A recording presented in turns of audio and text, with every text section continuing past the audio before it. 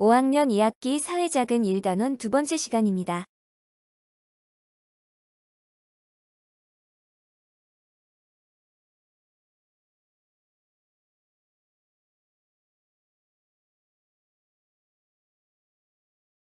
(2차시) 고조선의 건국과 발전 과정.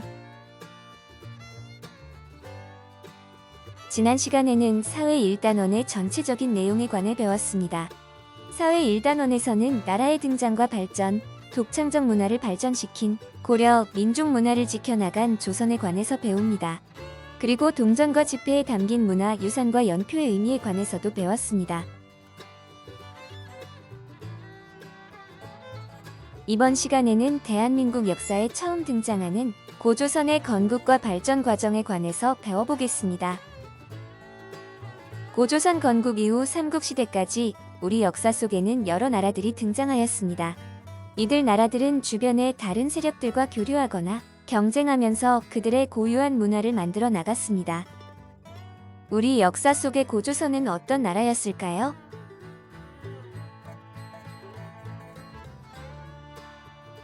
고구려, 백제, 신라는 서로 어떤 영향을 주고받으면서 발전했으며 어떻게 통일을 이뤘을까요?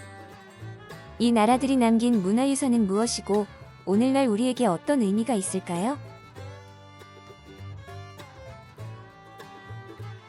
경주 문무대왕릉은 삼국을 통일한 신라의 왕인 문무왕의 무덤으로 알려져 있습니다.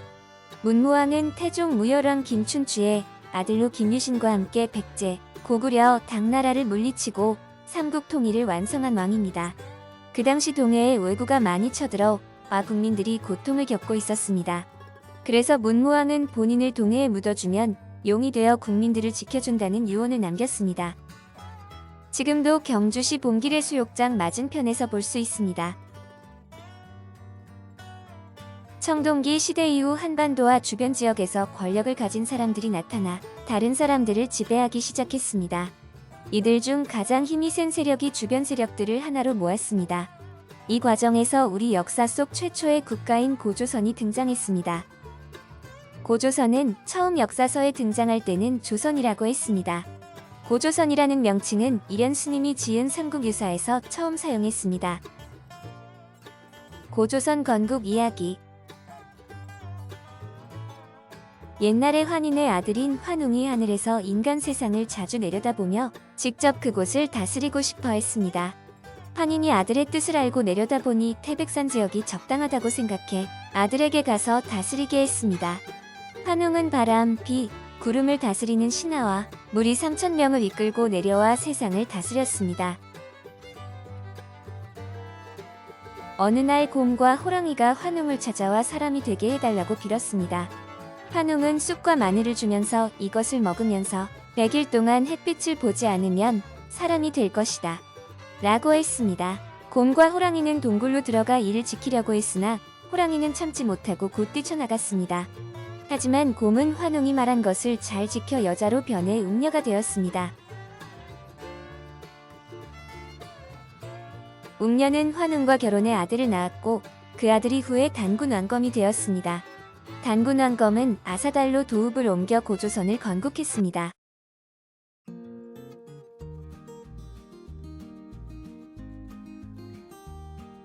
고조선 건국 이야기를 통해서 알 수 있는 것은 무엇이 있을까요? 첫 번째, 환웅이 바람, 비, 구름을 다스리는 신하를 데리고 내려왔다는 것의 의미는 무엇일까요? 환웅이 바람, 비, 구름을 다스리는 신하를 데리고 내려왔다는 점에서 농업을 중요하게 생각했음을 알 수 있습니다. 두 번째, 곰과 호랑이가 환웅을 찾아와 사람이 되게 해달라고 빌었다는 것의 의미는 무엇일까요? 곰을 믿는 부족과 호랑이를 믿는 부족이 환웅 부족과 연합하고 싶어 했다는 것을 알 수 있습니다. 세 번째, 이 이야기를 만든 사람은 어떤 의도로 이야기를 만들었을까요?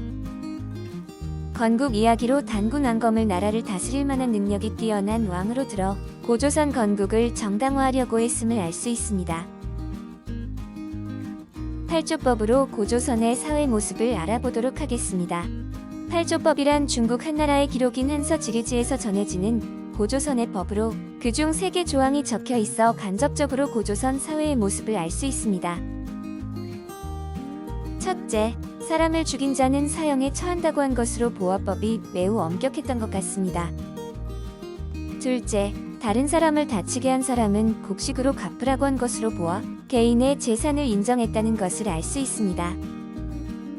셋째, 남의 물건을 훔친 사람은 데려다가 노비로 삼는다는 것으로 보아 신분 제도가 있었다는 것을 알 수 있습니다. 넷째, 50만 전을 내라고 하는 것으로 보아 화폐의 개념이 있었음을 알 수 있습니다.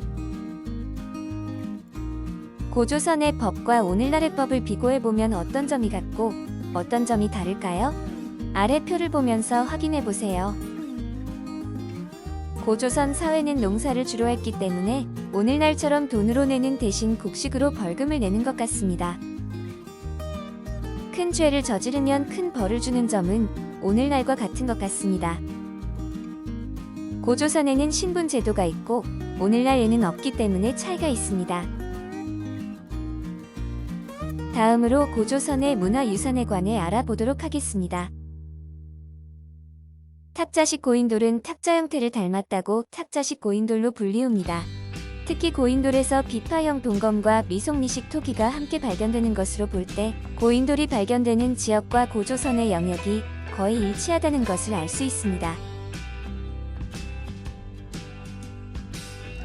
미송리식 토기는 밑바닥이 납작하고 몸체는 통통한 편이며 목이 위로 올라가면서 넓어져 생김새가 마치 표주박에 아래 위를 잘라버린 것처럼 생겼습니다.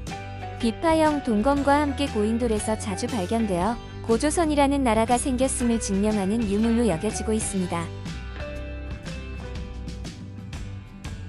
비파형 동검은 몸체가 중국 악기인 비파를 닮았다고 해서 비파형 동검 또는 고조선의 특징적인 유물이라고 고조선식 동검이라고 불리웁니다. 돌을 괴어 놓았다고 지어진 순 우리말인 고인돌입니다. 무덤 자체가 쉽게 옮기기 힘든 큰 돌로 만들어져 있기 때문에 고인돌을 만들 정도의 지도자는 굉장히 높은 권력을 가진 것으로 생각됩니다. 현재 세계에서 가장 큰 고인돌은 경남 김해시 구산동 고인돌이며 무게가 350토톤 정도 됩니다. 한반도에는 고인돌을 만드는 재료인 돌이 풍부해서 고인돌은 전 세계에 66만 개 중 남한에만 3만 개 정도 있습니다. 고조선의 영역에 관해 알아보겠습니다. 고조선만의 문화를 보여주는 문화유산에는 어떤 것이 있을까요? 고조선만의 문화적인 특징을 보여주는 문화유산에는 비파형 동검, 탁자식 고인돌, 미송리식 토기가 있습니다. 그 나라만의 문화유산이 발견되는 지역은 그 나라의 범위에 속하는 곳이라고 볼 수 있습니다. 그래서 탁자형 고인돌, 미송리식 토기, 비파형 동검이 발견되는 지역이 고조선의 영역일 것으로 여겨지고 있습니다. 사회 2차 시 정리활동으로 나만의 탄생설화를 만든 뒤 비주얼 싱킹으로 표현해보세요. 학습지가 없다면 공책에 바로 해도 됩니다. 예를 들어 다음과 같이 탄생설화를 지어볼 수 있습니다. 어느 날 높은 산꼭대기에서 호랑이와 사자가 다툼을 벌였다. 둘이 싸우는 소리에 세상이 흔들리고 바다가 요동쳤다. 싸움에서 이긴 호랑이는 세상 모든 곳을 바르게 다스리고자 했다. 천년이 지나 호랑이는 2000년 땡월 땡일 땡땡땡에서 태어나 세상을 바르게 다스리는데 다시 힘을 쓰겠다고 이야기한 뒤 하늘로 떠났다. 2000년 땡월 땡일이 되자 땡땡땡에서 내가 태어나 어흥하고 울었다고 전해진다. 재미있게 만든 나만의 탄생설화를 비주얼 싱킹으로 표현해보세요. 비주얼 싱킹 그림은 미술 시간에 그리는 그림이 아니라 생각을 간단하게 표현하는 그림입니다.